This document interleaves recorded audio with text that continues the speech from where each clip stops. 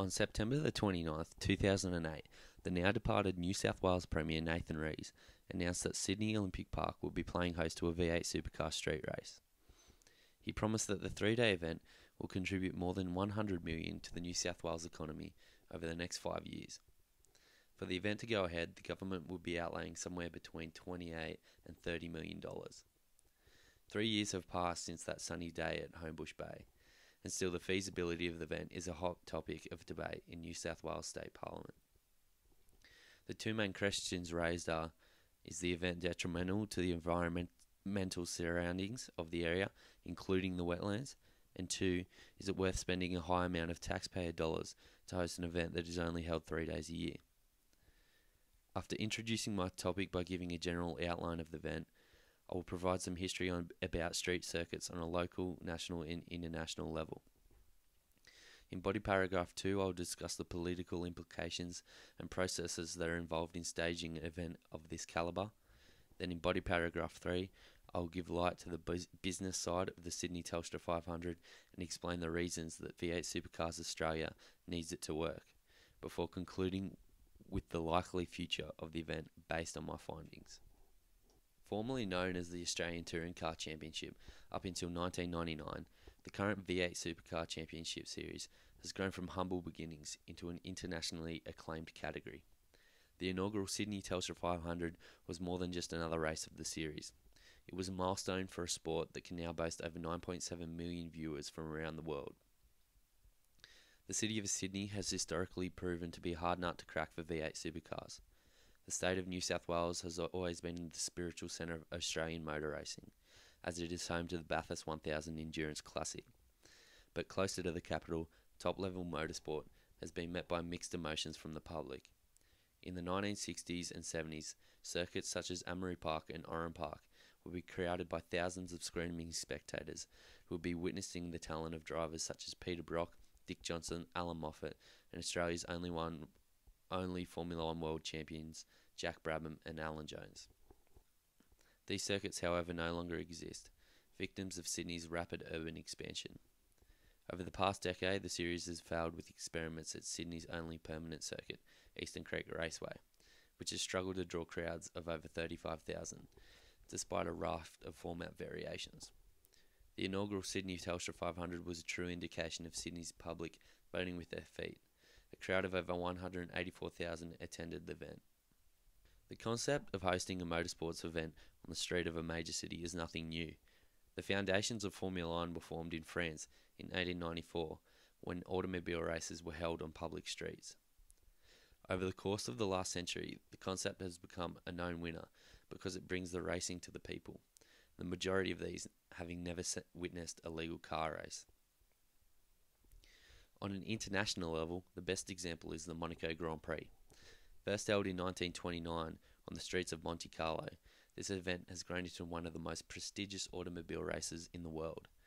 The Monaco Grand Prix is still the jewel in the crown for the Formula One World Championship to this day, despite the recent influx of new multi-million-dollar circuits such as Abu Dhabi, Korea, China and Turkey.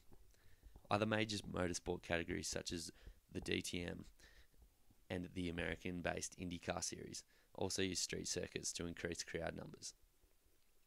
Nationally, the ATCC has built its history by racing on circuits such as Mount Panorama in Bathurst and New Blyth in Orange, which double as public roads. In terms of actual circuits based on the streets of a city, the Adelaide Parkland circuit was the first of its kind, when Australia rejoined the F1 calendar in November 1985. When F1 moved to Melbourne in 1996, the circuit was abandoned until 1999, when the Clipsal 500 V8 Supercar event was created. This event is still one of the benchmark sporting events in the nation, with an average attendance of over 300,000 people per year.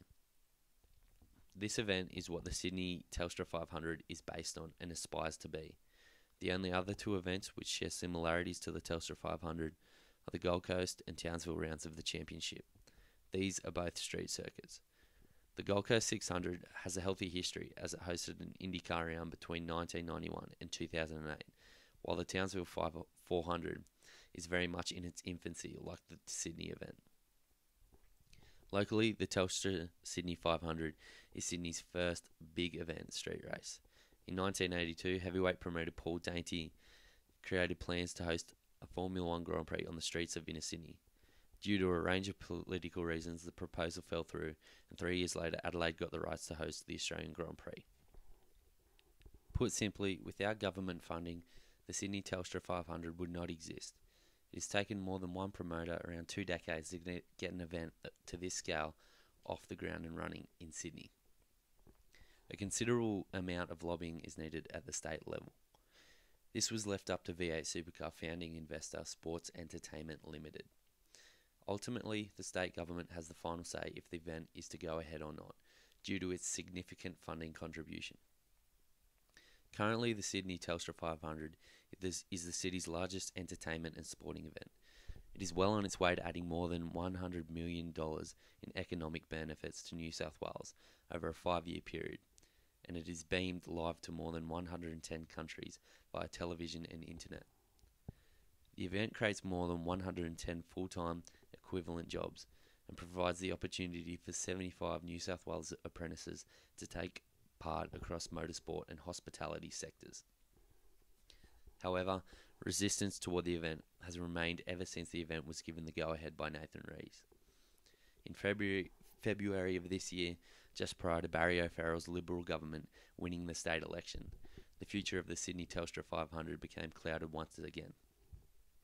Ned Addy, the Liberal member for Auburn, stated that the event would be scrapped once Liberal win the 2011 state election. Mr. Addy cited noise pollution and adverse impacts on the sensitive local environment as areas of concern that had been raised by residents of the Auburn area. The environmental concerns seemed justified, given that 140 mature trees were removed when the track was first constructed in 2009. But these concerns can be dismissed, as for every tree displaced during construction, 3 new trees were planted in conjunction with the Sydney Olympic Park Authority. The solution being offered is to relocate the race meeting to the state government-owned Eastern Creek Raceway, a venue that has been tried in many different formats, but failed to achieve even a quarter of the crowd of what the Sydney Telstra 500 has. The comments made by Mr. Addy are potentially an indication of the decision that Premier Barry O'Farrell will make on the future event once its current contract expires in 2013. With the Homebush Street Circuit being located in the seat of Auburn and close by to other important swinging seats such as Drummoyne and Ryde, O'Farrell has pressure to adhere to the needs of the majority of locals or risk losing their support. In a business sense, the Sydney Telstra 500 is V8 Supercar's ticket to the mainstream. It's the logical solution for a sport that has always wanted to crack the largest market in Australia. This has been done through the commodification of what has been labelled the rock and race concept. The concept has been developed on a template of the successful Clipsal 500 in Adelaide, where a city street circuit mixes racing with concerts involving high-profile bands and other off-track entertainment. This concept was applied effectively in 2009 by luring Cold Chisel out of retirement to play a comeback concert at ANZ Stadium. In 2010, Guns N' Roses took up where Cold Chisel left off, while arguably the best-known skateboarder in the world, Tony Hawk, made appearances in a skate park within the circuit.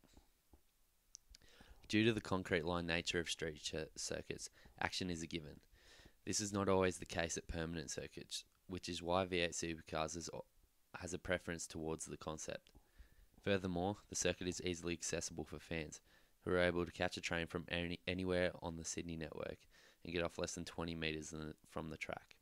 Using street circuits helps V8 Supercars Australia overcome its biggest hurdle, its low degree of reach in Australia's mainstream media.